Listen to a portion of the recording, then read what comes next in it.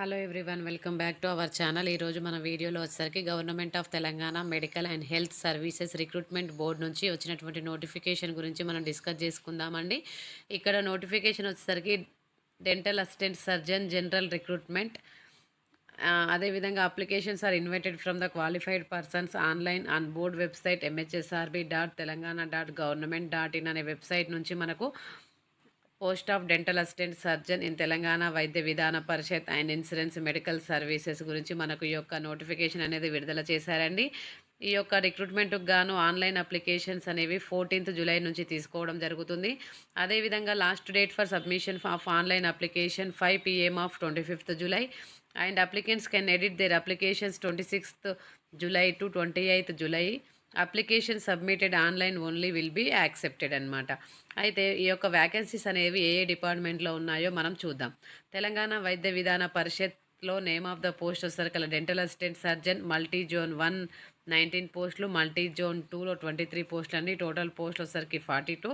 Insurance medical services and name of the post dental assistant surgeon multi zone 1లో 2, multi zone 2లో 4, total post వస్తే 6 అండి. ఈ రెండు డిపార్ట్మెంట్లో కలిసి మనకు టోటల్గా 48 పోస్టులు అనేవి ఉన్నాయి. అదేవిధంగా పే స్కేల్ వచ్చేసరికల్లా 58,850 to 1,37,050 వరకు మనకు పే స్కేల్గా ఇచ్చారు.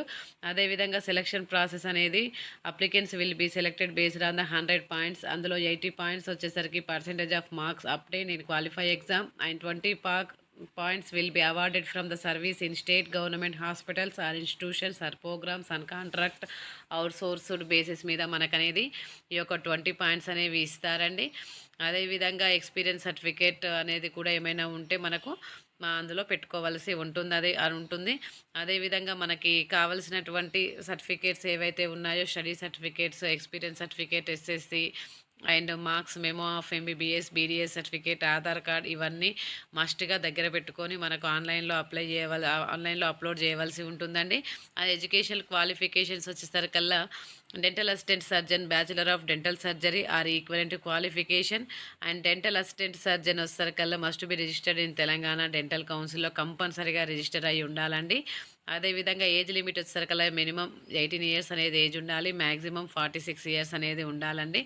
అదేవిధంగా కొన్ని పర్సన్స్కి కొన్ని దాంట్లో ఏజ్ రిలాక్సేషన్ అనేది కూడా ఇచ్చారు. అదేవిధంగా ఆన్లైన్ అప్లికేషన్ ఫీ వచ్చేసరికల్లా 500 రూపీస్, ప్రాసెసింగ్ ఫీ వచ్చేసరికల్లా 200 రూపీస్. మోడ్ ఆఫ్ పేమెంట్ వచ్చేసరికల్లా ఆన్లైన్లోనే procedure for application MHSRB website నుంచి మీరు ఆన్లైన్లో అప్లికేషన్స్ అనేవి పెట్టుకోవాల్సి ఉంటుంది. ఎవరైనా ఇంట్రెస్ట్ ఉన్న వాళ్ళు ఎవరైనా ఉంటే వెంటనే అప్లై చేసుకోండి, ఇది మంచి అవకాశం.